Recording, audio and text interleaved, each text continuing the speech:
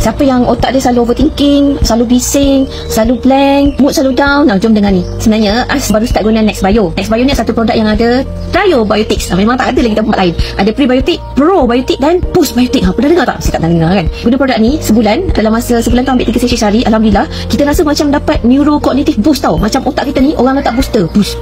Terus kita boleh jadi macam budak genius tak? Tahu tak macam mana budak genius? Lebih kurang macam tu lah, Masya Allah. Yang paling perasan adalah otak kita kurang serabut, kurang overrun. Dan kita rasa kita punya mental lebih clarity, lebih clear. Disebabkan itu, kepala kita dapat banyak sangat ilham. Mudah sangat nak generate idea-idea baru yang spontan. Dan paling penting, idea ni bukan untuk disimpan, tapi kena mesti execute. So dengan Nextbio ni, memang kita dapat rasa idea spontan banyak keluar dan kita boleh execute terus into action plan.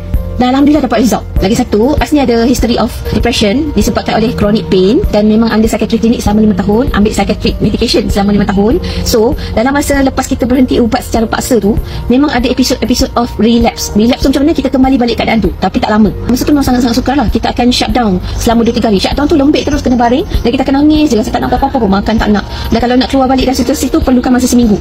Ni lepas yang kita kata kita dah makin okey lah, memang dia akan ada relapse. Baru ni kita ada ujian besar sikit, yang jatuh sakit. Tiba-tiba kita kena anxiety dengan panic attack. So anxiety dengan panic attack ni pernah terjadi masa kita membesarkan anak-anak special needs dulu. Masa tu memang down terus, tapi Alhamdulillah masa tu juga kita start Nextbio. Memang immediately mood kita jadi grounded dan tenang. Lepas tu brain activity ni rasa on sangat, rasa lebih fokus, rasa clear dan cepat sangat nak proses maklumat. Pernah tak orang duk cerita kat kita pun, apa dia macam mana brain fog tu. Lepas tu yang paling best, walaupun kita tidur sekejap je, kita experience deep sleep yang sangat best. Kita tidur 2-3 jam tapi kita rasa deep sleep sangat dan kita bangun energetic dan banyak idea nak buat macam-macam perkara.